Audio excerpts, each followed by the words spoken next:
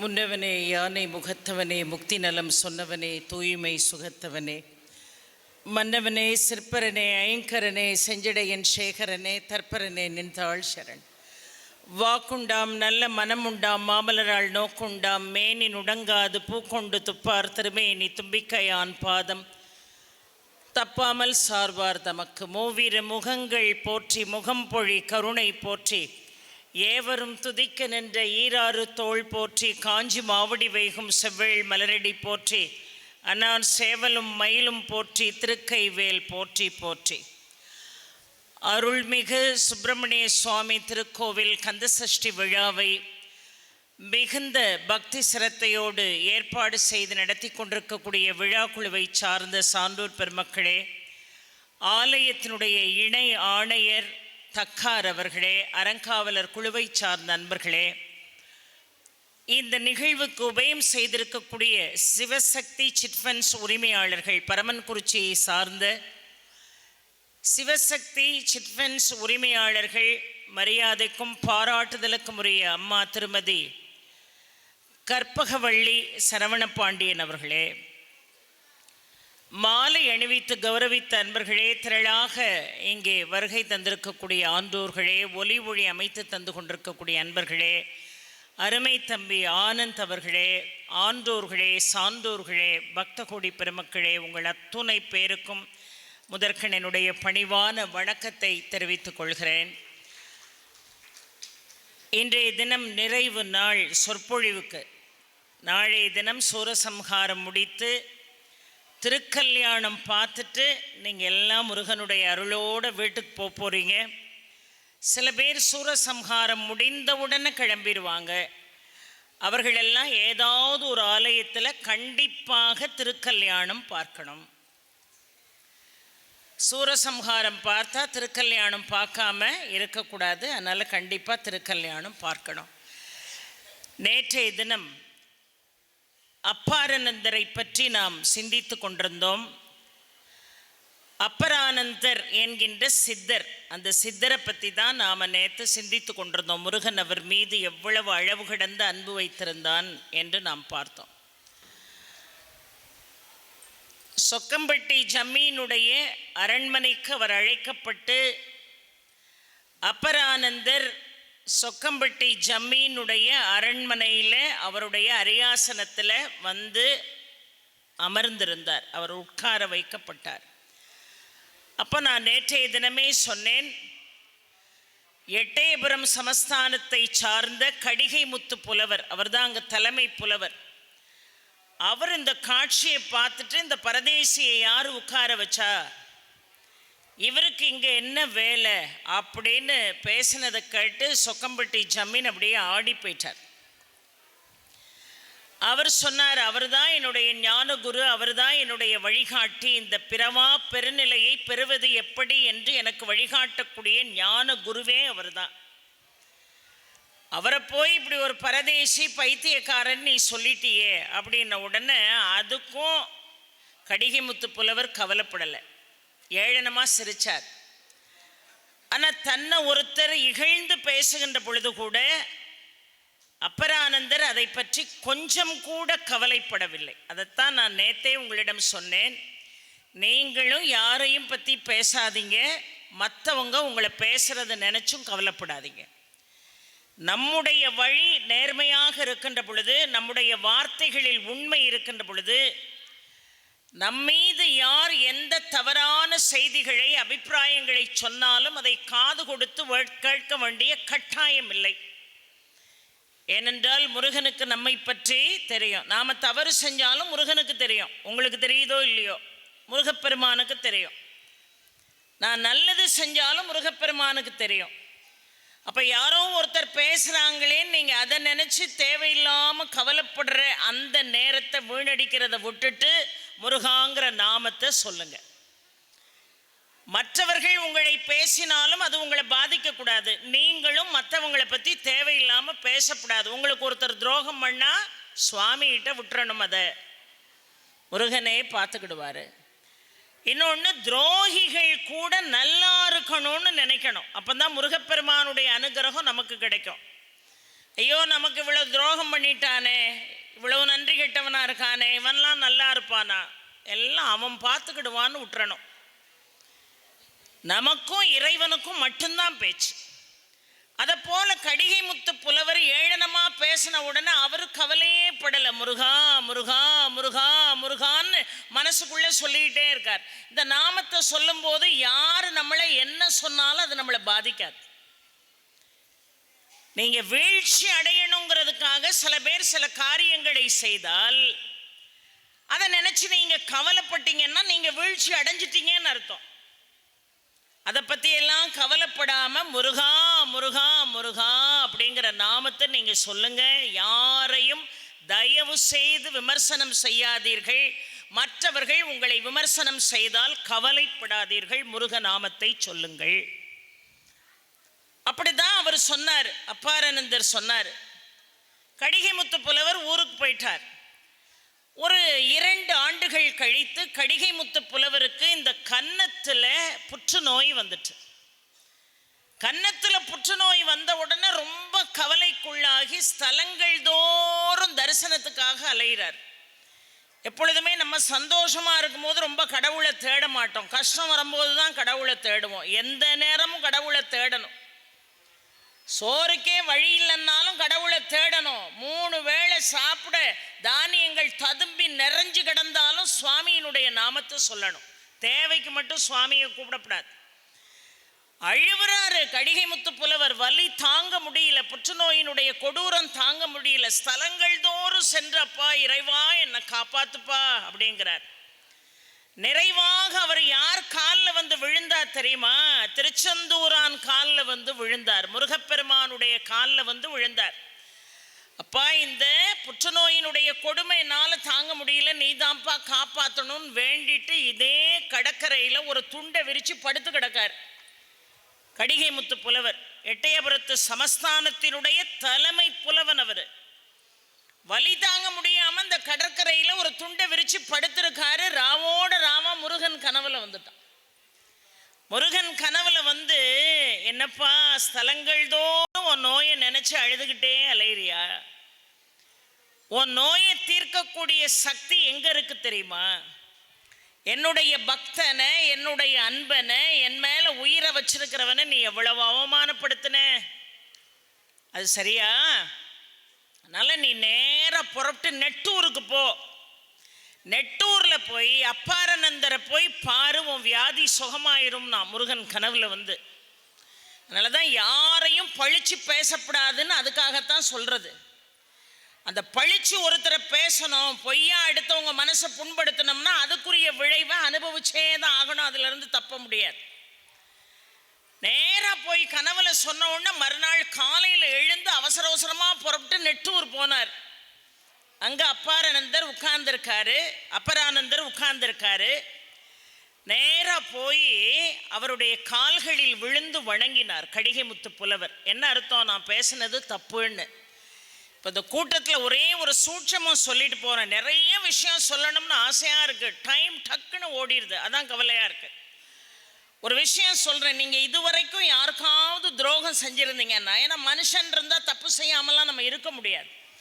யாரோ ஒருத்தருக்கு நீங்கள் துரோகம் நினச்சிருந்தீங்கன்னா, மனசார நீங்கள் நினைக்காட்டாலும் தெரிஞ்சோ தெரியாமலோ உங்களால் ஒருத்தருக்கு ஒரு பாதிப்பு வந்ததுன்னு வைங்களேன், நீங்கள் அந்த நபரை மனசுக்குள்ளே கொண்டு வந்து அவங்ககிட்ட மன்னிப்பு கேட்கணும்.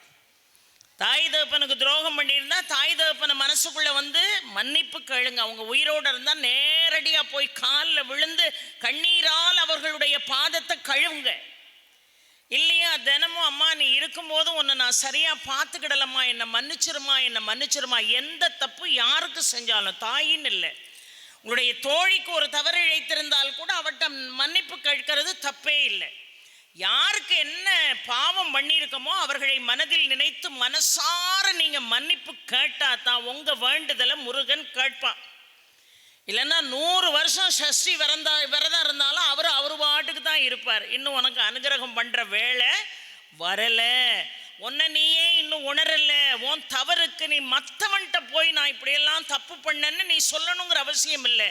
இறைவன்கிட்ட சொல்லு, என்னை மன்னிச்சிருப்பா, என் சகோதரிக்கு நான் துரோகம் பண்ணப்பா, என் சகோதரனுக்கு நான் துரோகம் பண்ணப்பா, எங்கள் அம்மாவுக்கு நான் சோறு கொடுக்கலப்பா, என் தோழியை புறம் பேசணும்ப்பா, எல்லாத்துக்கும் என்னை மன்னிச்சிருப்பா, அடுத்தவங்க பணத்தை ஏமாத்தினப்பா, கண்ணால் பார்க்காததை பார்த்த மாதிரி இட்டுக்கட்டி பேசணும்ப்பா 4 பேரோட சேர்ந்து, அதனால் அவங்க எவ்வளோ பாதிக்கப்பட்டாங்க, என்னால் என்னை மன்னிச்சிருப்பான்னு இந்த நிமிஷமே நீங்கள் மன்னிப்பு கேட்டுட்டு நாளைக்கு சூரசம்ஹாரம் பாக்கிங்க.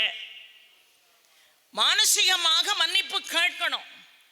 அப்படி காலில் விழுந்த உடனே அவர் அப்படியே தொட்டு தூக்குனார். அவர் பரதேசின்னு கேட்டார், அவரை அப்பரானந்தரை பரதேசின்னு கேட்டார் கடிகை முத்து புலவர். ஆனால் அப்படி காலில் விழுந்தவர் அப்படியே தூக்கி, அவர் எல்லா இடத்துலையும் பிட்சை வாங்கி தான் சாப்பிடுவார். அப்பரானந்தர் யாசகம் வாங்கி தான் சாப்பிடுவார். அந்த யாசக உணவு சாதம் பக்கத்தில் இருக்கு. அந்த சோறில் ஒரு கவளத்தை எடுத்து இப்படி கைட்டு பிசைந்து இந்த கடிகை முத்து புலவர் கன்னத்தில் இருக்கக்கூடிய புற்றுநோய் புண்ணின் மீது இப்படி பூசினார். பூசின உடனே நீங்கள் சாப்பிடுங்கன்னு அவர் யாசகம் எடுத்துகிட்டு வந்த சாப்பாட்டை அவர் கொடுத்தார். சொன்னார், 3 நாள் என் கூட நீங்கள் தங்கிடுங்க, 3 நாளும் காலையில் எழுந்த உடனே நான் பிட்சை வாங்கிறதுக்கு புறப்பட்டு போயிடுவேன், யாசகம் வாங்க புறப்பட்டு போயிடுவேன், நான் வந்த பிறகு என் கூடயே சேர்ந்து நீங்கள் சாப்பிட்டு 3 நாள் இங்கே இருக்கலான்னு 3 நாளும் யாசகம் வாங்கிட்டு வந்து கடிகை முத்து புலவருக்கு அப்பரானந்தர் கொடுத்து அவர் அதை வாங்கி சாப்பிட்டு 3 நாளையில் கன்னத்தில் புற்றுநோய் இருந்ததற்குண்டான அறிகுறியே இல்லாமல் ரணம் முழுவதும் ஆறி போனது. பெரியோர்களே, ரணம் முழுவதும் ஆறி போச்சு. அப்பந்தான் முருகன் எவ்வளவு அதிசயமானவன் நினைச்சாரு கடிகை முத்து புலவர். இந்த அப்பரானந்தர் மேல அவர் எவ்வளவு அன்பு வச்சிருக்காருன்னு நினைச்சாரு. உடனே அப்பரானந்த ஆனந்த மாலைன்னு ஒரு பாடலை பாடுறார். அப்பரானந்த ஆனந்த மாலைன்னு ஒரு பாடல் தொகுப்பை பாடி அவருடைய பாதத்தில் சமர்ப்பித்தார். அவ்வளவு அனுகிரகவாதி முருகன். இந்த அப்பரானந்தருக்கு அவர் மேல அளவு கடந்த அன்பு. இறைவன் ஒருவன் மேல அளவு கடந்த அன்பு வச்சுட்டான்னா அவங்க என்ன நினைச்சாலும் என்ன கேட்டாலும் இறைவன் கொடுத்துருவான்.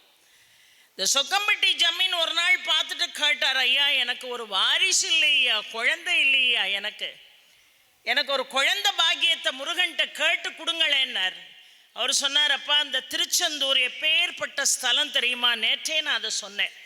அந்த திருச்செந்தூர் ஸ்தலத்தில் இருக்கக்கூடிய சரவண பொய்கையை போய் நீ புதிதாக நிர்மாணம் செய்ய, அது பழுது பார்க்கக்கூடிய வேலையை அந்த சரவண பொய்கைக்கு நீ செய், அந்த திருப்பணி உனக்கு முருகன் குழந்தையை கொடுப்பான். அதை மாதிரியே அவருக்கு சொக்கம்பட்டி ஜம்மீனுக்கு ஒரு ஆண் குழந்தை பிறந்தது. பெயர் சொல்வது போல ஒரு ஆண் குழந்தை பிறந்தது. அவருடைய சக்தி எப்பேற்பட்டதுன்னு கேட்டால், இந்த திருச்செந்தூருக்கு நான் ஏற்கனவே சொன்னேன், கோயில் நட சாத்தி இருக்கும்போது கோயில் நட முன்னாடி போய் அப்பரானந்தர் நின்னாரு, நட தானா திறந்துச்சின்னு சொன்னேன். அப்படி நடை திறந்த உடனே நேர உள்ள போறாரு. என்ன பூட்டி இருக்கிற கதவு திறந்து கிடக்குன்னு சொல்லிட்டு காப்பாளரும் பின்னாடியே ஓடுறாரு. என்ன கதவு தானா திறக்கு, நாம இப்பந்தானே பூட்டு போட்டு பூட்டிட்டு வந்தோம், கதவு தானா திறக்குதேன்னா அவரும் பின்னாடியே ஓடுறாரு. ஒரு நேரா போய் முருகன் முன்னாடி நின்றுகிட்டு, அப்பா நான் சித்தி அடைவது எப்போதுன்னு கேட்டார். நான் எப்பப்பா சித்தி அடைவேன் அப்படின்னு கேட்ட உடனே அசிரீரி கேட்டது. இதே திருச்செந்தூர் ஆலயத்திற்குள் இருக்கக்கூடிய பாலசுப்ரமணியம் பேசினார் வாய் திறந்து. என்ன அசிரீரி கேட்டது தெரியுமா? அப்பா நீ சித்தி அடைவாய், நீ சித்தி அடைவாய் அப்பரானந்தா, நீ சித்தி அடைவாய். ஆனா 24 மாசம் நீ பொறுத்திருக்கணும், 24 மாதங்கள் நீ பொறுத்திருக்கணும். ஏன் தெரியுமா? உன் பெற்றோர்களுக்குரிய கடமையை செய்த பிறகு நீ சித்தி அடைவாய்ன்னு அசிரீரி கேட்டது யாருக்கு? அப்பரானந்தருக்கு. ஆனா கூட உள்ள காப்பாளனுக்கும் அது கேட்டுச்சு. அப்போ கோயிலில் செக்யூரிட்டியா இருக்கிறவங்களும் புண்ணியம் செஞ்சவங்க தான். செக்யூரிட்டிஸ் எல்லாருக்கும் நீண்ட ஆயுள், நிறை செல்வம், ஐஸ்வர்யம், பேரு, புகழ், சகல சௌபாகியம் கிடைக்கணும். ஒரு காப்பாளருக்கு தானே அது கிடைச்சது. இவருக்கு கிடைச்சதுன்னா இவர் முருகனுடைய நாமத்தை சொல்லிக்கிட்டே இருந்தாரு, கிடைச்சது.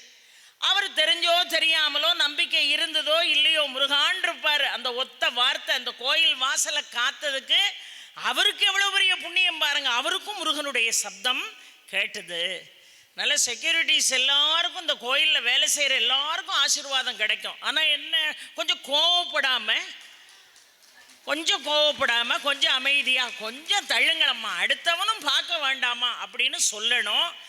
அவங்க சொல்கிற மாதிரி நாமளும் நடந்துக்கிடணும். அவங்க பொறுமையை நாம் சோதிக்கப்படாது, நாமளும் நடந்துக்கிடணும். அப்போ தான் அவர்களுக்கும் அனுகிரகம் கிடைக்கும், நமக்கும் அனுகிரகம் கிடைக்கும்.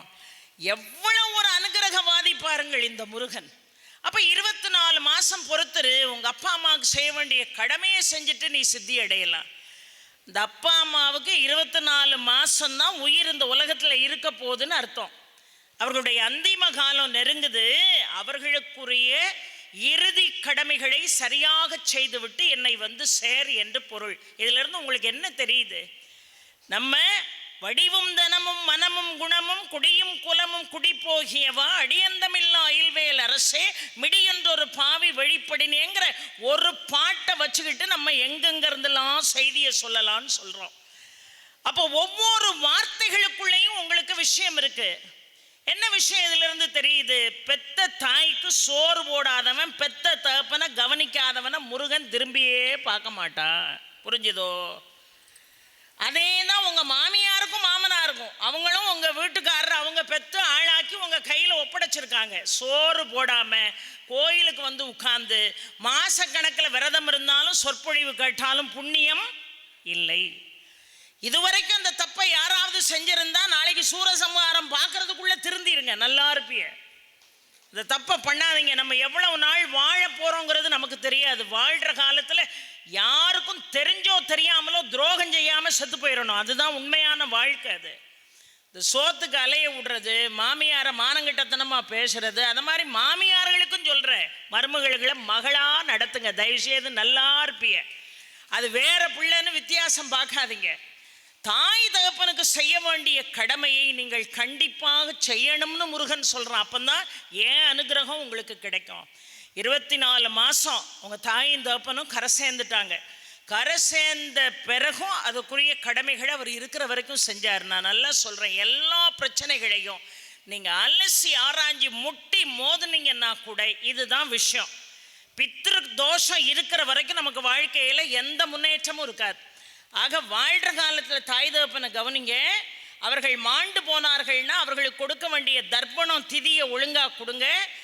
இந்த கடமைகள் எல்லாம் ஒழுங்காக செஞ்சாதான் உங்கள் சந்ததிகள் சிறப்பாக இருப்பாங்க. அதில் எந்த விதமான மாற்றமும் இல்லை. ஆக தாய் தந்தைக்குரிய கடமையை செஞ்சார்.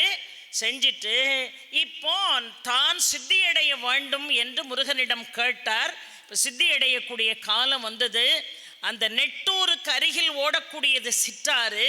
அந்த சிற்றாறு கரையில் புலித்தோலை விரித்து அதன் மீது பத்மாசனத்தில் அமர்ந்து சின்முத்திரை காட்டி வடகிழக்கு நோக்கி அமர்ந்து மனசுக்குள்ள முருகா முருகா முருகா முருகான்னு தியானம் செய்ய செய்ய அந்த ஜீவன் கொஞ்சம் கொஞ்சமாக அடங்கி இந்த கபாலத்தின் வழியாக ஒரு ஒளி பிழம்பு புறப்பட்டு வானத்தை நோக்கி போனதை அங்கே இருந்த அத்தனை பேரும் கண்ணால் பார்த்தார்கள்.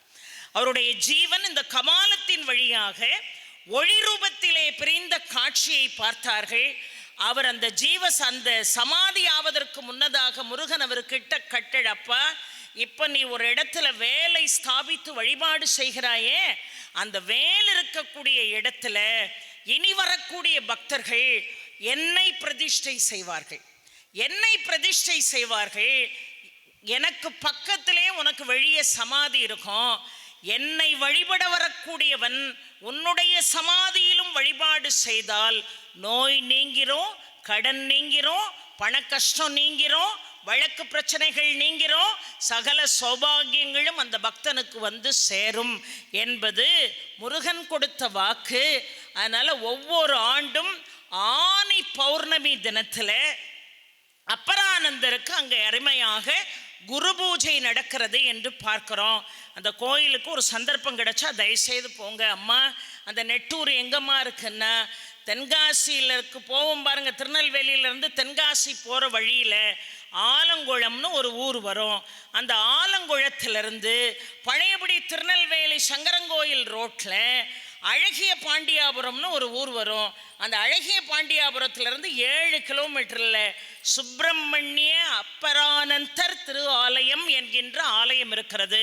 இல்லை சங்கரங்கோயில் இருக்கீங்களா, நீங்கள் நேராக ஊத்துமலை வழியாக சோழச்சேரி வரணும். சோழச்சேரியிலிருந்து ஒரு 7 கிலோமீட்டரில் இந்த சுப்பிரமணிய சுவாமி திருக்கோயில், அப்பரானந்தர் வழிபட்ட முருகப்பெருமான் அங்கே வீற்றிருந்து அருள்பாலித்து கொண்டிருக்கிறார். ஆனால் அங்கே போனீங்கன்னா மறக்காமல் அவசர அவசரமாக கும்பிட்டுட்டு ஓடி வந்துடக்கூடாது. கடிகை முத்து புலவருக்கு எப்படி பிட்சை எடுத்த சாதத்தை கொடுத்தவருக்கு குணம் கிடைச்சதோ அதை போல் அங்கே போய் எவ்வளோ நேரம் ஆனாலும் காத்திருந்து அன்னதானம் கொடுப்பாங்க. அந்த சோறை வாங்கி சாப்பிட்டுட்டு தான் வரணும். சாப்பிட்டுட்டு வந்தீங்கன்னா குழந்தை இல்லாதவங்களுக்கு குழந்தை கிடைக்கும், காசு இல்லாதவங்களுக்கு காசு கிடைக்கும். யாருக்கு எது இல்லையோ அதை அந்த அன்னப்பிரசாதம் உங்களுக்கு வழங்கி விடும். அப்பேற்பட்ட சக்தி வாய்ந்தவன் என் பெருமான் முருகன்.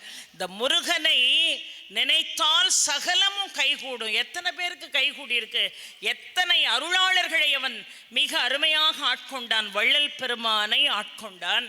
வள்ளல் பெருமானை ஆட்கொண்டான். வள்ளல் பெருமான் சொல்றாரு, அவன் இல்லாம ஒரு அணுவும் அசையாதுன்னு சொல்றோம் இல்லையா.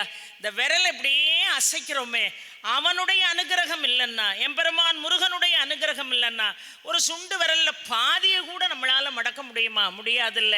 அதனாலதான் வள்ளல் பெருமான் பாடுகிறார், முருகா பாட்டுவித்தால் பாடுகின்றேன், பணிவித்தால் படிகின்றேன், பதியே நின்னை கூட்டுவித்தால் கூடுகின்றேன், குழைவித்தால் குழைகின்றேன், குறித்த ஊனை ஊட்டுவித்தால் உண்ணுகின்றேன், உறங்குவித்தால் உறங்குகின்றேன், உறங்காதென்றும் ஆட்டுவித்தால் ஆடுகின்றேன் என்று வள்ளல் பெருமான் பாடுகிறார் என்று சொன்னால் எல்லாமே முருகன் தான், எல்லாமே முருகப்பெருமான் தான். ஆதிசங்கரர் இந்த ஸ்தலத்துக்கு தான் வந்தார். இந்த ஸ்தலத்துக்கு வந்த ஆதிசங்கரருடைய காசநோயை எம்பெருமான் முருகன் நீக்கினான். அதனால தான் 33 பாடல்களை கொண்ட சுப்பிரமணிய புஜங்கத்தை பாடினாரு. இன்னைக்கும் சுப்பிரமணிய புஜங்கம் பாடுறவன நோய் கிட்டே நெருங்க முடியாது. சுப்பிரமணிய புஜங்கம் சமஸ்கிருதத்தில் தான் இருக்குன்னு நினைக்காதீங்க, அதை தமிழாக்கம் செய்த அருளாளர்கள் இருக்கிறாங்க. தமிழில் படிங்க. உங்களுக்கு எதில் படிக்க வசதியாக இருக்கும் அதில் நீங்கள் படிச்சிங்கன்னா உங்கள் நோயெல்லாம் என்ன செய்யும், நீங்கி போகும். அவ்வைக்கு என்ன அழகாக அனுகிரகம் செய்தான். சுட்ட பழம் வேண்டுமா சுடாத பழம் வேண்டுமான்னு கேள்வி கேட்ட வானவத்தை எல்லாம் அகற்றி அவளுக்கு என்ன அழகாக அவன் அருள்பாலித்தான். ஏன் பாம்பன் சுவாமிகள் எவ்வளவு அனுகிரகம் நிறைந்தவர். அந்த பாம்பன் சுவாமிகள் என்ன அழகா, முருகா நீ ஓடோடி வந்து என் கூட என் பக்கத்தில் உட்கார்ந்து பால் சோறு சாப்பிட்றதுக்கு வாயேன் அப்படின்னு கூப்பிட்டதுக்காக, அந்த அன்புக்காக முருகன் ஓடி வந்து பாம்பன் சுவாமிகள் பக்கத்தில் உட்கார்ந்துக்கிட்டு பால் சோறு சாப்பிட்டான். பெரியோர்களே, பால் சோறு சாப்பிட்டான் முருகன். சாதாரணமானவன் அல்ல. வழிமலை சச்சிதானந்த சுவாமிகள் இந்த கோயிலில் பழைய கலையரங்கத்து திண்டு மேலே உட்கார்ந்துக்கிட்டு திருப்புகழை பாடிக்கிட்டு இருக்கும்போது எல்லாரும் சுற்றி கும்மி அடிச்சுக்கிட்டு இருந்தாங்க. ஆடவர்கள் எல்லாம் பெண்கள் எல்லாம் சேர்ந்து கும்மி அடிக்கும் போது அந்த கூட்டத்துக்குள்ளே ஒரு குழந்தையும் காலில் சதங்கையை போட்டுக்கிட்டு அழகாக தலையில் கிரீடம் பூ கிரீடம் வச்சுக்கிட்டு அதுவும் ஆளோட ஆளாக கும்மி அடிக்கும் போதெல்லாம் திரும்பி திரும்பி திரும்பி திரும்பி சச்சிதானந்த சுவாமியை பார்த்துச்சானா, யார் தெரியுமா, நான் தான் இங்கே இருக்கிற பாலசுப்ரமணியன் என்று சச்சிதானந்த சுவாமிக்கு உணர்த்தியவன் இந்த திருச்செந்தூர் முருகன் என்பதை மறந்துடக்கூடாது. எப்படி அனுகிரகம் பண்றவன் அவனை நம்ப மட்டும்தாங்க செய்யணும். அந்த ஒரு விஷயம் மட்டும்தாங்க. எவ்வளவு வேணாலும் கஷ்டம் இருக்கட்டும், என்ன வேணாலும் துன்பம் இருக்கட்டும், அவனை முழுசா நம்பிட்டீங்கன்னா அவன் உங்களை கைவிடவே மாட்டான். அவ்வைக்கு அருள் செய்தவன். ஏன் நக்கீரர் திருமுருகாற்றுப்படையை பாடினாரே, கர்முகி என்கின்ற அந்த பூதத்திலிருந்து எல்லாரையும் காப்பாற்றுறதுக்காக அவர் ரொம்ப அழகாக திருமுருகாற்றுப்படையை பாடினார். 5 முகம் தோன்றில் 6 முகம் தோன்றும், வெஞ்சமரில் அஞ்சல் என வேல் தோன்றும், நெஞ்சில் ஒரு கால் நினைக்கின் இருகாலும் தோன்றும். தொடர்ந்து அவர் திருமுருகாற்றுப்படையை பாடினார். ஏன்னா வெப்பு நோய் அவரை பீடித்து கொண்டது. வெப்பு நோய் அவரை பீடித்து கொண்டது. அந்த வெப்பு நோயை நீக்கணும்பான்னு திருமுருகாற்றுப்படையை நக்கீரர் பாடும்போது எப்படி அப்பரானந்தர்ட்ட முருகன் பேசினானோ அதை போல போல மிக அருமையாக பேசினான் பெரியோர்களே. மிக அருமையாக நக்கீரர்கிட்ட பேசினான். நக்கீரா, உன்னுடைய வெப்ப நோய் நீங்க வேண்டும் என்று சொன்னால் உடனடியாக புறப்பட்டு நீ திருக்காலத்தி ஸ்தலத்துக்கு போ. அங்க ஓடிக்கிட்டு இருக்கிற பொன்முகலி ஆற்றுல நீ மூழ்கி எழுந்தால் உன்னுடைய வெப்ப நோய் நீங்கும் என்று முருகன் வாக்கு கொடுத்தான். அதை போலவே அவருடைய வெப்ப நோய் நீங்கியது. விஸ்வாமித்திரரை போல ஒரு தவசீலர் உண்டா? அவருடைய குன்ம நோயை நீக்கிய ஸ்தலம் இந்த திருச்செந்தூர் ஸ்தலம். ஆதிசங்கருடைய காச நோயை நீக்கியது இந்த திருச்செந்தூர் ஸ்தலம். அதை போல கச்சியப்ப சிவாச்சாரியார். இன்னைக்கு எல்லாம் இந்த கந்த சஷ்டியில கந்தபுராணத்தை நினைக்காம இருக்கீங்களா? எல்லாரும் கந்தபுராணத்தை நம்ம நினைக்கிறோம். அந்த கந்தபுராணத்தை வடித்து கொடுத்தவர் யார் என்று கேட்டால் கச்சியப்ப சிவாச்சாரியார் என்று பார்க்கிறோம். அவரும் தீவிரமான முருக பக்தர். அவர் கனவுல முருகன் போய், அப்பா, வடமொழியில ஸ்காந்தம் என்கின்ற பெயரில் இருக்கக்கூடிய என்னுடைய புராண செய்திகளை நீ தமிழ்ல பாடுப்பா. இந்த உலகம் உய்வதற்காக நீ தமிழ்ல கந்தபுராணம் என்கின்ற பெயரிலே நீ பாடுன்னு சொன்ன உடனே என்ன செஞ்சாரு தெரியுமா? காஞ்சிபுரத்தில் உள்ளவங்களுக்கு தெரியும். அங்கே காஞ்சி காமாட்சி அருள்பாலித்து கொண்டிருக்கிறாள். ஏகாம்பரேஸ்வரர் அருள்பாலித்து கொண்டிருக்கிறார். அந்த ஏகாம்பரேஸ்வரர் கோயிலுக்குள்ள ஒரு மாமரம் இருக்கும். அதில் 4 பழமும், அதாவது மரம் முழுதும் பழமாக இருந்தால் கூட 4 சுவையில் இருக்கும். காரணம், 4 வேதங்களை பிரதிபலிக்கக்கூடிய மரம் அந்த மாமரம். அந்த மாமரத்துக்கு கீழே உட்கார்ந்து தான் தினமும் கந்தபுராணம் எழுதுவார் கச்சியப்பர். 100 பாடல்கள் எழுதி முடிச்ச உடனே எங்க கொண்டு வந்து அந்த நோட்டு புஸ்தகத்தை, அப்பெல்லாம் ஏடுதான், அந்த ஏட்டை எங்க வைப்பார்னா காஞ்சி காமாட்சி கோயிலுக்கும் ஏகாம்பரேஸ்வரர் கோயிலுக்கும் இடையில இருக்கக்கூடிய குமரகோட்டம், முருகன் இருந்து அருள்பாலிக்கக்கூடிய குமரகோட்டத்தில் கர்ப்பகிரகத்தில் அந்த 100 பாடலை எழுதி வச்சுட்டு வீட்டுக்கு போயிடுவார். மறுநாள் காலையில் வந்து ஏட்டை திறந்து பார்த்தா அதில் உள்ள தவறுகள் எல்லாம் திருத்தப்பட்டிருக்கும். அதில் உள்ள பாடல் வரிகள் எல்லாம் முருகனே திருத்தி வச்சிருப்பான். என்ன ஒரு ஆச்சரியம் பாருங்கள். மறுநாள் 100 பாடல் எழுதுவார், பாடலை கொண்டு வைப்பார். தவறு இருக்கக்கூடிய இடங்கள் எல்லாம் சுட்டி காட்டி முருகனே திருத்தி வைத்திருப்பான். எப்பேற்பட்ட அனுகிரகவாதி முருகன். பாடல் எல்லாம் பாடி முடிச்ச பிறகு மொத்தத்தில் கந்தபுராணத்தில் 19,435 பாட்டு இருக்கு. மன்னிக்கணும், 10,435 பாட்டு இருக்கு. 19 படலங்கள் இருக்கிறது இந்த கந்தபுராணத்தில். 10,435 பாடலையும் இந்த ஒரு பிறவியில நம்மளால பாட முடியுமா? இந்த ஒரு பிறவியில விளக்கம் சொல்ல முடியுமா? ஒத்த பாடலுக்கே 4-5 நாள் ஆகுதுன்னா கந்தபுராணம்லாம் சாதாரணமான ஒரு விஷயமா? எப்பேற்பட்ட நோயாளி படுத்த படுக்கையா இருந்தாலும் அவன் தலைக்கு மாட்டிலையோ கால் மாட்டிலையோ உட்கார்ந்து கந்தபுராணத்தை பாராயணம் பண்ணிங்கன்னா நோயாளி எந்திரிச்சிருவான். அவ்வளவு பெரிய சக்தி அதற்கு இருக்கிறது.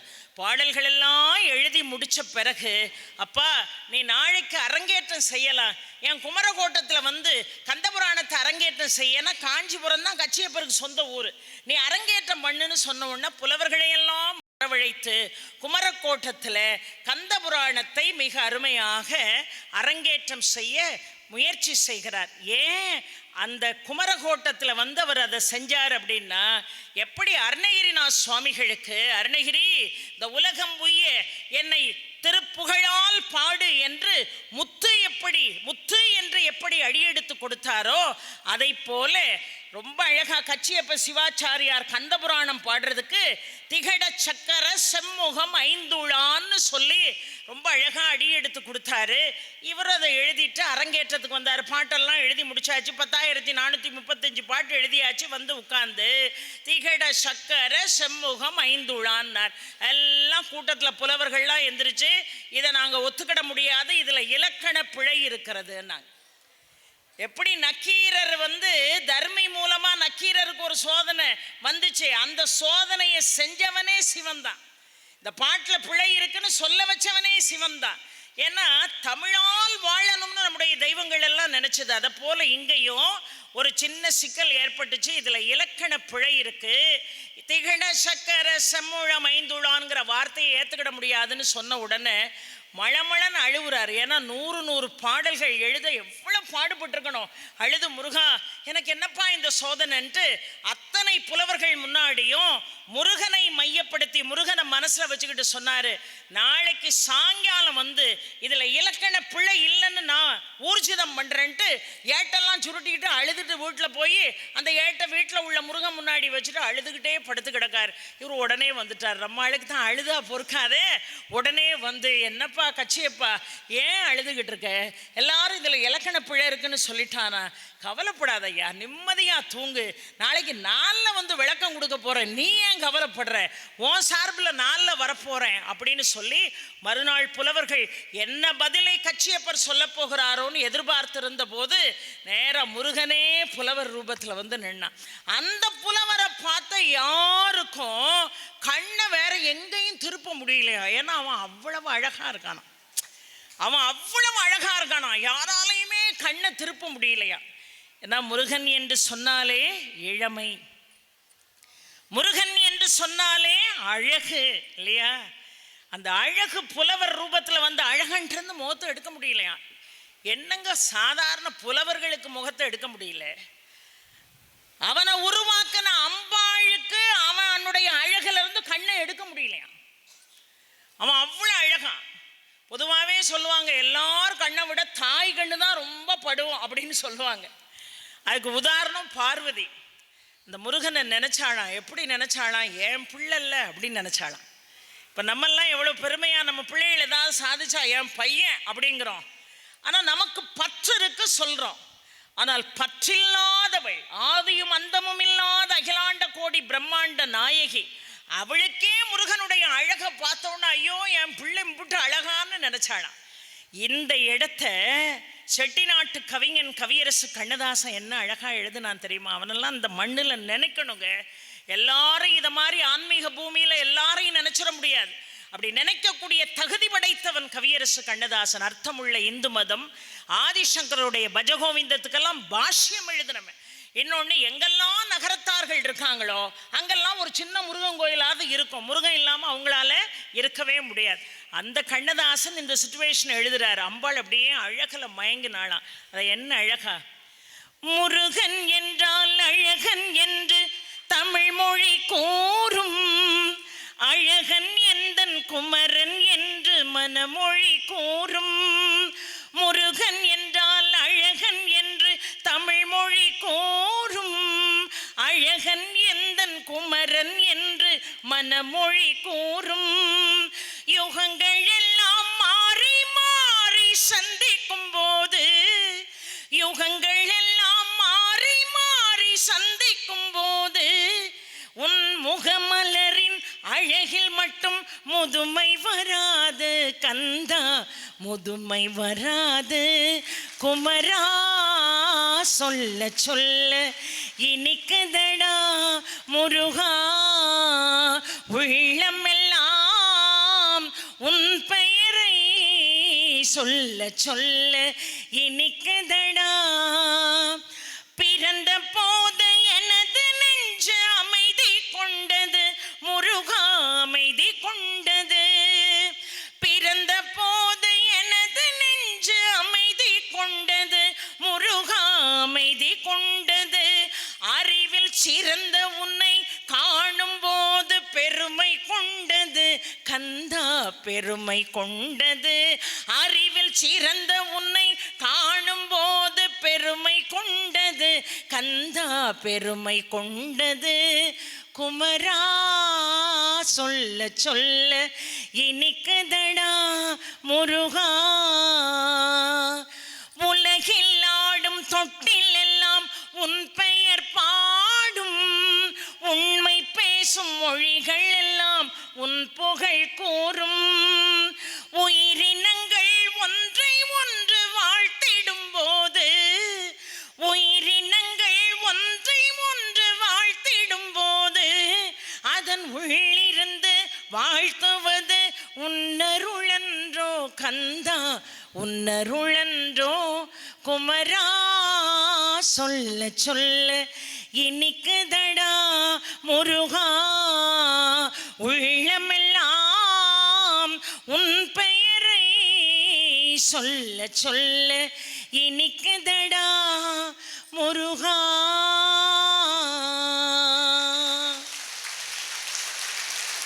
என்ன அழகா கவியரசர் எழுதினாரு, என்ன அழகா போய் சுஷ்லாமா பாடுனாங்க. சாதாரண பாட்டாங்க. இன்னும் 1000 வருஷம் ஆனாலும் இந்த பாட்டு உயிரோடு இருக்கும். உயிரினங்கள் ஒன்றை ஒன்று வாழ்த்திடும் போது அதன் உள்ளிருந்து வாழ்த்துவது உன்னருள் என்றோனார். இதுல இருந்து என்ன தெரியுது? யாரையும் வாழ்த்தணும், தூற்றக்கூடாது. யாரையும் வாழ்த்தணும், தூற்றக்கூடாது. ஒவ்வொரு தொட்டிலையும் குழந்தை கிடக்குன்னா அது யாரு? ஒவ்வொரு குழந்தையும், அது ஆணா இருந்தாலும் சரி பெண்ணா இருந்தாலும் சரி, அதுதான் முருகன். உயிரினங்கள் ஒன்றை ஒன்று வாழ்த்திடும் போது அதன் உள்ளிருந்து வாழ்த்துவது உன்னருள் என்றோ என்று என்ன அழகா எழுதினாரு. இந்த கச்சியப்ப சிவாச்சாரியாட்ட சொன்னார், நான் இருக்கம்பா, நீ ஏன் கவலைப்படுற? இப்ப அழகு புலவனா வந்து நின்னார். தாயே, இந்த உலகத்தினுடைய அழக ஒட்டுமொத்தமாக தன்னகத்தை வைத்திருக்கக்கூடிய அம்பாளுக்கே முருகனுடைய அருளை பார்த்தோன்னு ஆசை வந்ததுன்னா அவன் எவ்வளவு அழகா, யோசித்து பாருங்கள். எவ்வளவு அழகா அந்த முருகன். அந்த அழகுல மயங்கி அவ்வளவு பேர் இது யாரா இருக்கும் அப்படின்னு யோசிச்சுக்கிட்டு இருந்தாங்க. அந்த நேரம் திகட சக்கரம் செம்முகமைந்துள்ளான்ங்கிறது கரெக்டு தான். அதில் எந்த விதமான இலக்கண பிழை இல்லை. எப்படி சொல்றீங்க புலவரேன்னு மற்றவங்கெல்லாம் கேட்டாங்கப்பா. வீர சோழியம் என்கின்ற இலக்கண நூலினுடைய 18வது பாடல்ல திகழ் பிளஸ் தசம் திகடகம் என்று தெளிவாக அந்த இலக்கண நூல் சொல்கிறது. ஆக வீர சோழியத்தில் உள்ள இலக்கண நூலில் உள்ள 18வது பாடல் திகழ சக்கரம் செம்முகமைந்துளான் என்று ரொம்ப அழகாக சிவபெருமானை நினைத்து பாடியிருக்கக்கூடிய வார்த்தை. இதை யார் அடியெடுத்து கொடுக்கா? முருகனே அடியெடுத்து கொடுக்காரு என்று நாம் பார்க்கிறோம். முருகன் வேறு, சிவன் வேறு இல்லை. அவன் செய்யக்கூடிய திருவிளையாடல்கள்.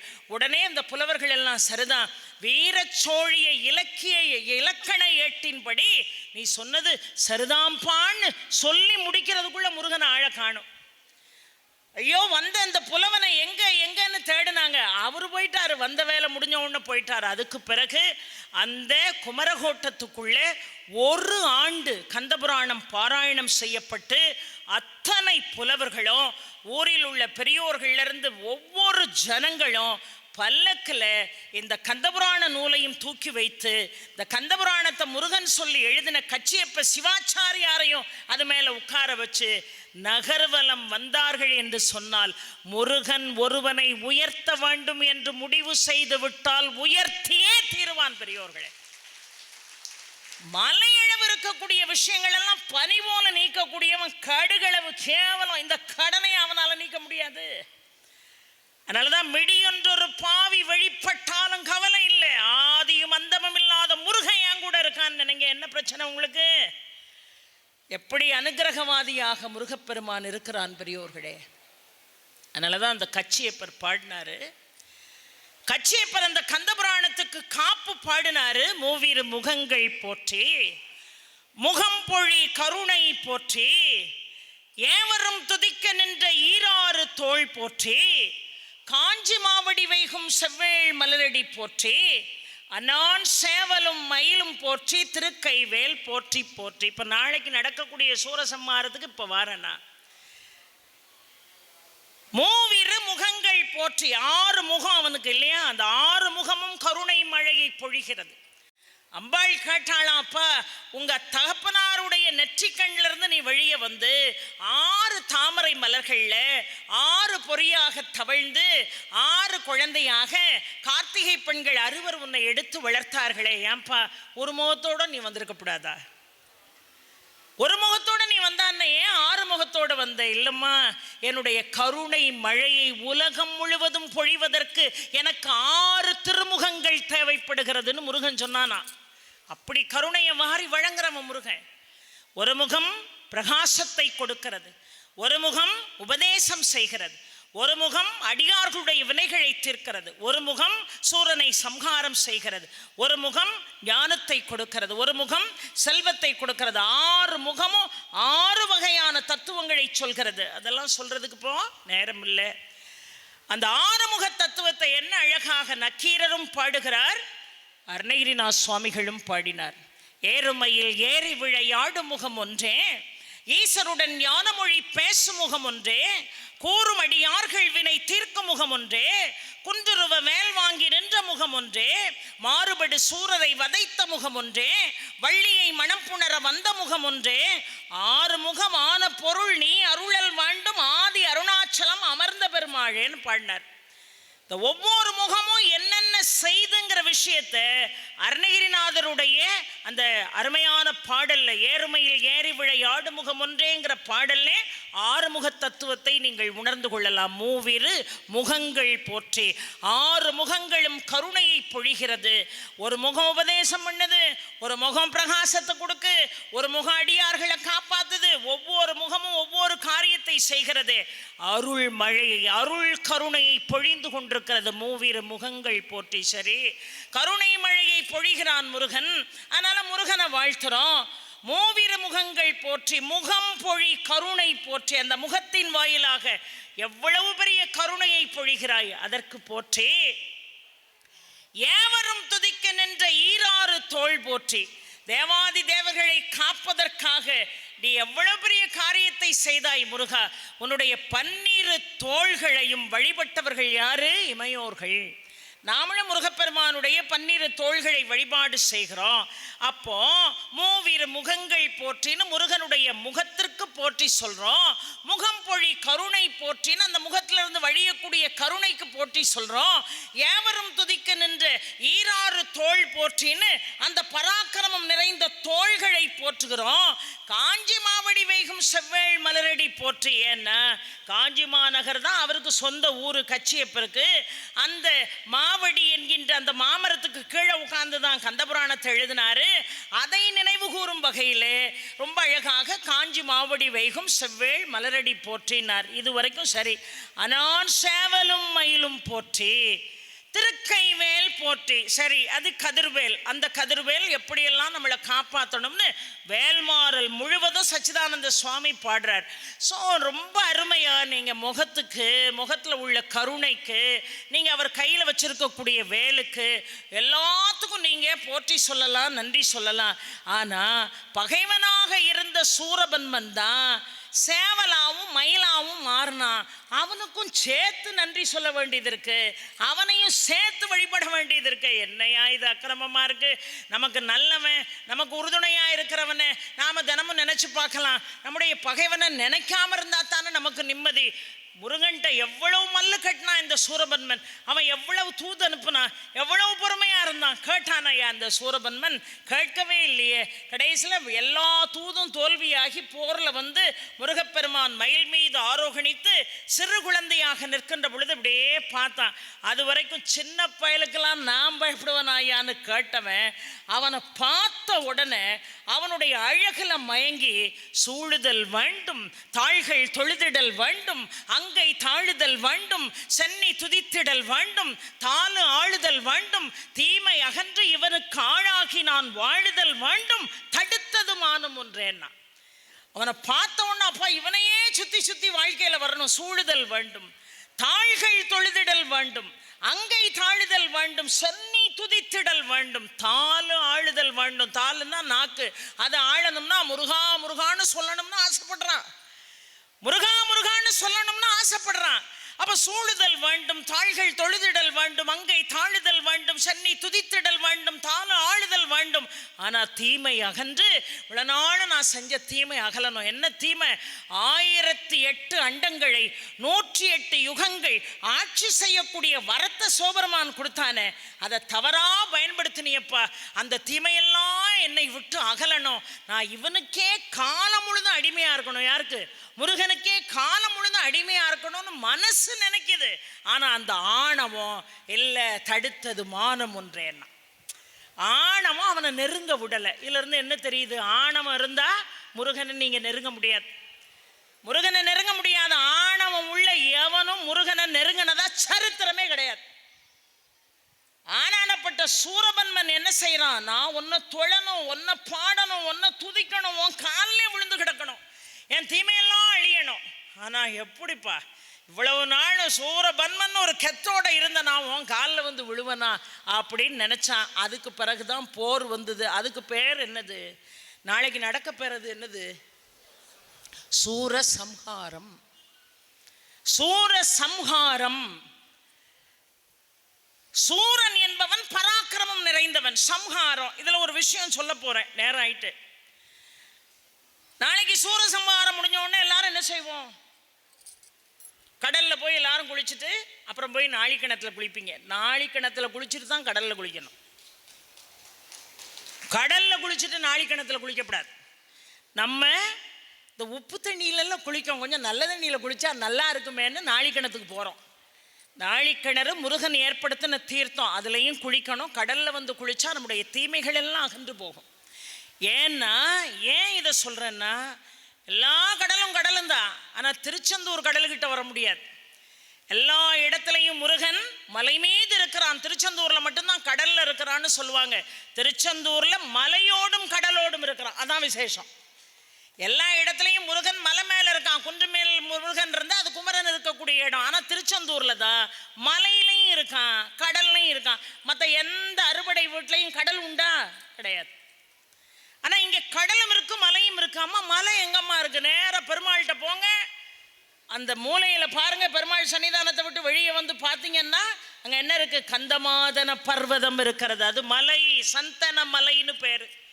அப்புறம் பல நூற்றாண்டுகளுக்கு முன்னதாக அது கடலுக்கு கீழே போயிட்டு அதில் தங்கினது இன்னைக்கு வரைக்கும் நாம் நினைவாக வழிபாடு செய்கிறோம்.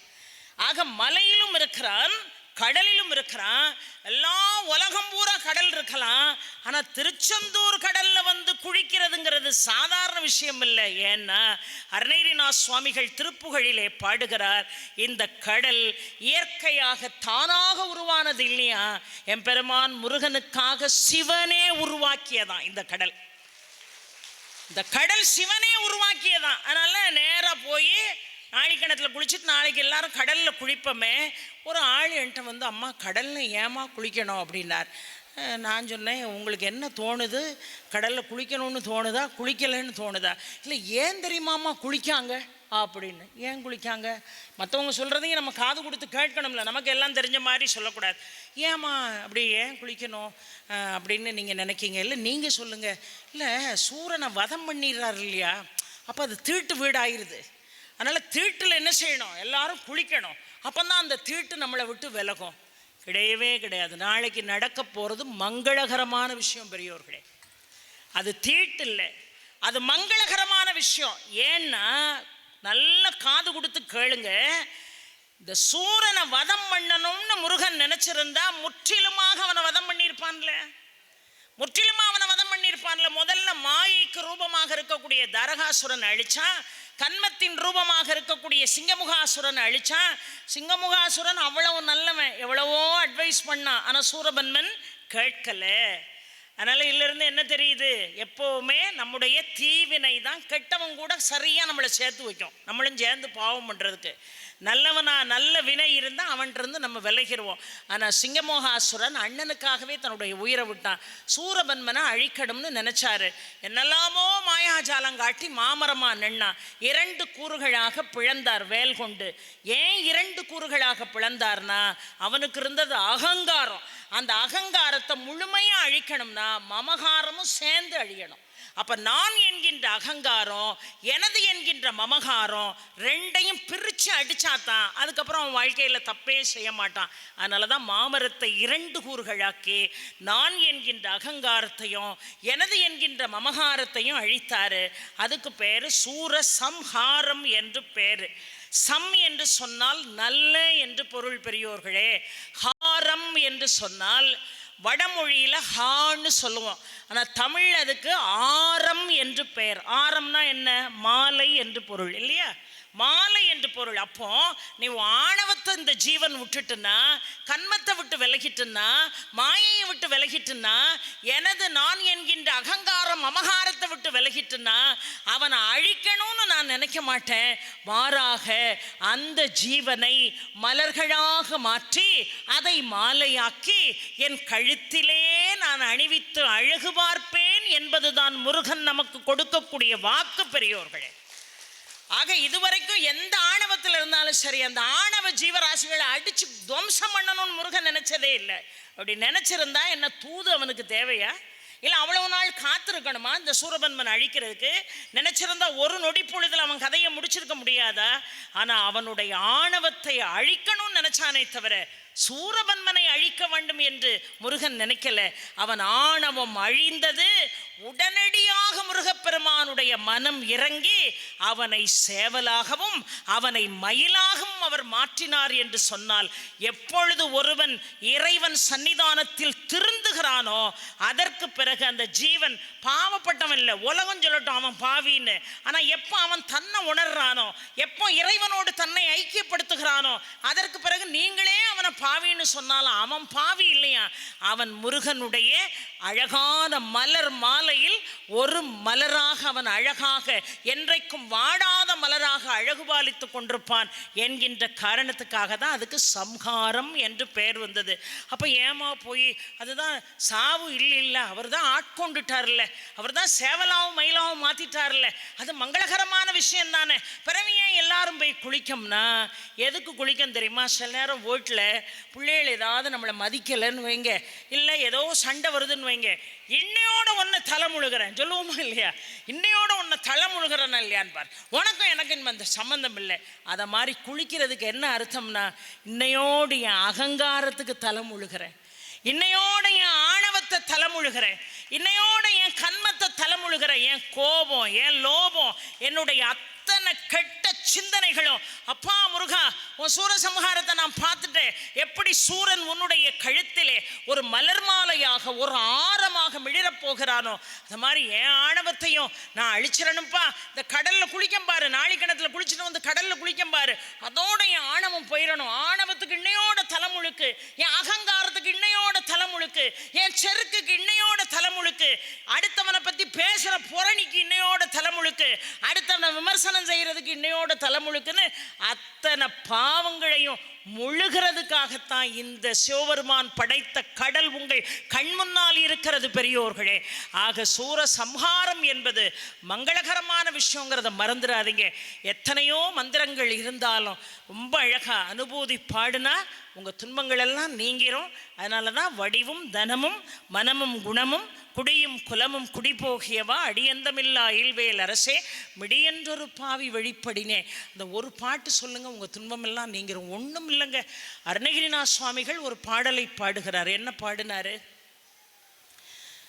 ஆறிரு தடந்தோள் வாழ்க, அறுமுகம் வாழ்க, வெற்பை கூறுசை தனிவேல் வாழ்க, குக்குடம் வாழ்க, செவ்வேள் ஏறிய மங்கை வாழ்க, யானைதன் அணங்கு வாழ்க, மாரிலா வள்ளி வாழ்க, வாழ்க சீர் அடியாரெல்லாம். அந்த ஒரு பாட்டு பாடுனா சகல சௌபாகியமும் வந்து சேரும். ஆறிரு தடந்தோள் வாழ்க, முருகனுடைய 12 தோள்களை முதல்ல நீ வாழ்த்து. ஆறிரு தடந்தோள் வாழ்க, அறுமுகம் வாழ்க, கருணை மழையை பொழியக்கூடிய 6 முகங்களை வாழ்த்து. அந்த 6 முகங்கள்ல எத்தனை கண்ணு இருக்கு? 12 கண்ணு இருக்கு. அந்த 12 கண்ணுல ஒரே ஒரு கண்ணு நேரா கூட பார்க்க வேண்டாம், அப்படியே இடைப்பார்வை, அப்படி சைடா ஒரு பார்வை பார்த்தாலே நம்ம வாழ்க்கை எங்கேயோ போயிடும். 12 விழிகளிலே பரிவுடன் ஒரு விழியால் என்னை நீ பார்த்தாலும் போதும்னு சீர்காழியார் என்ன அழகா பாடுவார். அப்படி லேசா பார்த்தாலே போதும், துன்பமெல்லாம் நீங்கி போகும். அதனால தான் ஆறிரு தடந்தோள் வாழ்க, அறுமுகம் வாழ்க, வெற்பை கூறுசை தனிவேல் வாழ்க. இந்த வேலுக்கு இருக்கக்கூடிய சக்தி சாதாரணமான சக்தி இல்லை. அதனால தான் சொலற்கரிய திருப்புகழை உரைத்தவரை அடுத்த பகை அறுத்தெறிய உருக்கி எழும் அறத்தை நிலை காணும். திரைக்கடலை உடைத்து நிறை புனர்கடிது குடித்துடையும் உடைப்படைய அடைத்துதிரம் நிறைத்து விளையாடும். பருத்த முலை சிறுத்த இடை வழுத்த நகை கருத்த குழல் சிவத்த இதழ் மரச்சிறுமி விழிக்கு நிகராகும். தனித்து வழி நடக்கும் எனது இடத்தும் ஒரு வலத்தும் இரு புறத்தும் அரு கடுத்திரவு பகற்றுணையதாகும். வேலு கூடே வரும், கூடே வரும். ஆறிரு தடந்தோள் வாழ்க, அறுமுகம் வாழ்க, வெற்பை கூறுசை தனிவேல் வாழ்க, குக்குடம் வாழ்க. சேவலாக மாத்தினாம் பாருங்க சூரபன்மனுடைய ஆணவத்தை அழிச்சு. அந்த சேவர் கொடியோன மனசுல எப்பொழுதும் நினைக்கணும். சேவலையும் நினைக்கும்படியா அந்த சேவர் கொடியை அவனுடைய துவஜத்திலே சேவலை தாங்கினான் எம்பெருமான் முருகன். எவ்வளவு அட்டகாசம் பண்ணவன், திருந்தின உடனே அவனுக்கு எவ்வளவு பெரிய பதவி பார்த்தீங்களா, சாதாரணமானதானால தான் வேலும் மயிலும் துணைன்னு சொல்லும்போது வேலும் மயிலும் சேவலும் துணைன்னு சேர்த்து சொல்லணும். சேவலை விட்டுறப்படாது, வேலும் மயிலும் சேவலும் துணை. அப்ப ஆரிரு தடந்தோள் வாழ்க, அறுமுகம் வாழ்க, வெற்பை கூறுசை தனிவேல் வாழ்க, குக்குடம் வாழ்க, ஏரிய மங்கை வாழ்க, அவன் ஆரோகணித்து வரக்கூடிய மயில் வாழ்க. அந்த மயில் தான் ஓம் என்கின்ற பிரணவ ரூபம். அதனாலதான் தடக்கொற்ற வள்மயிலே இடர்தீர தனிவிடில் நீ வடக்கிற் கிரிக்கு அப்புறத்தும், நீ தோகையின் வட்டமிட்டு கடற்கு அப்புறத்தும் கதிர்க்கு அப்புறத்தும் கனக சக்கர திடற்கு அப்புறத்தும் திரிகுவையே என்று அருமையாக பாடுகிறார் என்று சொன்னால் அந்த மயிலை வாழ்க என்று மனசார நினைக்கணும். அப்ப ஆரிரு தடந்தோள் வாழ்க, அறுமுகம் வாழ்க, வெற்பை கூறுசை தனிவேல் வாழ்க, குக்குடம் வாழ்க, செவ்வேள் ஏரிய மங்கை வாழ்க, யானைதன் அணங்கு வாழ்க. யார சொல்றாரு? தேவசேனாவை சொல்றார். தேவசேனாவை வளர்த்ததே ஐராவதம் என்கின்ற வெள்ளை யானை தான் வளர்த்துச்சு. கல்யாணம் பண்ணி முருகன் கூட வரும்போது அந்த வெள்ளை யானை அப்படியே அழுதுச்சான். வளர்த்ததில்லை. அழுத உடனே அவங்க அப்பா இந்திரன் பார்த்தாராம், சரி மகளாலையும் யானையை பிரிஞ்சிருக்க முடியாது, யானையாலையும் மகளை பிரிஞ்சிருக்க முடியாதுன்னு சொல்லி நேராக யானையை சீதன பொருளாவே அனுப்பிட்டாராம். இப்போ ஐராவதம் இங்கே வந்த உடனே அங்கே இந்திரலோகம் செல்வத்தில் கொஞ்சம் கொஞ்சமாக செல்வம் மங்க ஆரம்பிச்சுதான். ஏன்னா ஐராவதம்னா செல்வம், அப்பா கொடுத்துட்டாரு ஆசையில், ஆனால் செல்வம் கொஞ்சம் கொஞ்சமாக மங்க ஆரம்பிச்சுதான். இப்போ இந்திரன், அப்பா நான் கொடுத்த ஐராவதத்தை திருப்பி கொடுத்துருன்னு கேட்க முடியுமா? மருமகன்ட்ட சீதனம் கொடுத்தாச்சு, கேட்க முடியாது. அதே நேரம் இங்கே இந்திரலோகம் வறுமையில் வாடுது, என்ன செய்யன்னு தெரியலையேன்னு கவலைப்பட்டுக்கிட்டு இருந்தானா இந்திரன். எல்லாருடைய மனசுக்குள்ளேயும் புகுந்து பார்க்குறவன் எம்பெருமான் முருகன். அவன் என்ன பண்ணானா, நேராக போய் ஐராவதத்தை நீங்களே வச்சுக்கோங்கன்னாலும் ஐயோ நம்ம நினச்சது நம்ம மாப்பிள்ளைக்கு தெரிஞ்சு போச்சேன்னு அவர் தப்பா நினைச்சிடக்கூடாது. அதே நேரம் இந்திரலோகம் செல்வம் இல்லாமலும் அழிஞ்சிடக்கூடாது. என்ன செய்யலான்னு பார்த்தாரு. நீ இங்கே இருப்ப ஐராவதம், ஆனால் உன் பார்வை மட்டும் இந்திரலோகத்தை பார்க்க இருக்கட்டும்னாரு. அந்த காட்சியை நீங்கள் திருத்தணியில் பார்க்கலாம். யானை நேராக இந்திரலோகத்தை பார்க்க இருக்கும். அதுக்கு பிறகு மங்கிய செல்வம் செழிக்க ஆரம்பித்ததான். அப்படி எல்லாவற்றையும் சூட்சமமாக செய்யக்கூடியவன் முருகப்பெருமான். ஆரிரு தடந்தோள் வாழ்க, அறுமுகம் வாழ்க, வெற்பை கூறுசை தனிவேல் வாழ்க, குக்குடம் வாழ்க, செவ்வேள் ஏரிய மங்கை வாழ்க, யானைதன் அணங்கு வாழ்க, மாறிலா வள்ளி வாழ்க. எல்லாம் கவனிக்கணும். இனிமே எங்கேயும் போய் முருகனுக்கு 2 மனைவி இப்படியெல்லாம் பேசக்கூடாது. அவனுக்கு 2 மனைவிலாம் இல்லை. இச்சாசக்தி கிரியாசக்தி 2 இல்லைன்னா இந்த உலகம் இல்லை. இந்த இச்சாசக்தி கிரியாசக்தியாக விளங்குபவர்கள் தான் வள்ளியும் தேவானையும். ஞானசக்தியாக இருப்பவன் முருகப்பெருமான். இன்னும் சொல்லணும்னா இந்த உடம்பு ஒழுங்காக இயங்கணும்னா இடகலை பின்கலை சுழுமுனை மார்க்கமாக என்ன செய்யணும்? இப்படி இப்படி இப்படி இப்படி ஓடணும். அந்த பாம்பு ரூபத்தில் ஓடணும். அதனால தான் மூலாதாரத்தில் கிடக்கக்கூடிய குண்டலினியை இந்த சஹஸ்ராரம் வரைக்கும் கொண்டு வந்து நிறுத்தணும்னு நம்முடைய ஞானிகள் எல்லாம் சொல்லி கொடுக்குறாங்க. அதனால் இனிமே அந்த மாதிரி பேசுகிற வேலையெல்லாம் விட்டுட்டு இச்சாசக்தி கிரியாசக்தியோடு இருக்கக்கூடிய முருகப்பெருமான். அதனால தான் மாறிலா வள்ளி வாழ்க, வாழ்க சீரடியாரெல்லாம். அதனால தான் பாம்பன் சுவாமிகளை நினைச்சோம். அடியார்கள் எல்லாம் நினைக்கணும். அடியார் பெருமையைத்தான் ஆண்டவன் விரும்புகிறான். அதனால தான் வள்ளல் பெருமானை நினைச்சோம். அதனால தான் ஆதிசங்கரரை நினைச்சோம். அதனால தான் அவ்வை பிராட்டியை நினைச்சோம். நக்கீரரை நினைச்சோம். ரொம்ப அருமையாக குமரகுருபரரை நாம் நினைச்சோம். பகழி கூத்தரை நினைச்சோம். வென்றிமலை கவிராயரை நினைச்சோம். திருமுருகாற்றுப்படையை வடித்து கொடுத்த நக்கீரரை நாம் மனசால நினைச்சோம். ஆக வாழ்க சீர் அடியாரெல்லாம். ஆரிரு தடந்தோள் வாழ்க, அறுமுகம் வாழ்க, வெற்பை கூறுசை தனிவேல் வாழ்க, குக்குடம் வாழ்க, செவ்வேள் ஏரிய மங்கை வாழ்க, யானைதன் அணங்கு வாழ்க, மாறிலா வள்ளி வாழ்க. வாழ்க சீர் அடியாரெல்லாம்னு உன்னை மட்டும் அவனை வாழ்த்துறதுக்கு மனசார நினைச்சிங்கன்னா வைதாரையும் வாழ வைக்கக்கூடிய முருகப்பெருமான் நம்மளை வாழ வைக்காமலா போயிடுவான். யோசித்து பாருங்கள். பெரிய பெரிய நோயெல்லாம் தீர்க்கக்கூடிய ஆற்றல் படைத்தவன். அவனுக்கு ஒரு சின்ன விஷயம், கடனுங்கிறது ஒரு கடுகை விட சின்ன விஷயம், அதெல்லாம் நீக்கிறது அவனுக்கு ஒரு பொருட்டே இல்லை. நீங்கள் செய்ய வேண்டியது முழுமையான நம்பிக்கையோடு முருகனை உள்ளத்திலே இருத்தி நீங்கள் வழிபாடு செய்தீர்கள் என்று சொன்னால் முருகப்பெருமானுடைய அனுக்கிரகம் உங்களை விட்டு என்றைக்குமே நீங்காமல் உங்களோடே நிலைத்திருக்கும். நாளைக்கு நல்லபடியாக சூரசம்ஹாரம் பார்த்து உங்கள் ஆணவம் அழியணும், உங்கள் கண்மம் அழியணும், உங்கள் மாயை அழியணும், அகங்காரம் அழியணும், கோபம் அழியணும்னு எல்லா கோப தாபங்கள் எல்லாத்தையும் சூரசம்ஹாரத்தில் வேண்டி கடலில் குளித்து தலை முழுகிட்டு திருக்கல்யாணத்தை சந்தோஷமாக பார்த்து நல்லபடியாக விருந்து சாப்பிட்டுட்டு மகிழ்ச்சியாக போனோம். போகிற காரியம் அத்தனையும் என் பெருமான் முருகன் வெற்றியாக தேடி தருவான்.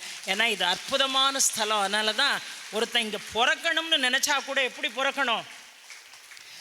மண்ணானாலும் திருச்செந்தூரில் மண்ணாவேன், ஒரு மரமானாலும் பழமுதிர் சோலை மரமாவேன், கரும் கல்லானாலும் தணிகை மலையில் கல்லாவேன், கரும் கல்லானாலும் தணிகை மலையில் கல்லாவேன், பசும் புல்லானாலும் முருகன் அருளால் பூவாவேன், நான் மண்ணானாலும் திருச்செந்தூரில் மண்ணாவேன், ஒரு மரமானாலும் பழமுதிர் சோலை மரமாவேன், சொல்லானாலும் ஓமென்றொலிக்கும் சொல்லாவேன், தனிச்சுவையானாலும் பஞ்சாமிர்த சுவையாவேன், தனி பேச்சானாலும் திருப்புகழ் விளக்க பேச்சாவேன், தனி பேச்சானாலும் திருப்புகழ் விளக்க பேச்சாவேன், அருள் வித்தானாலும் முருகன் அருளால் முத்தாவேன்,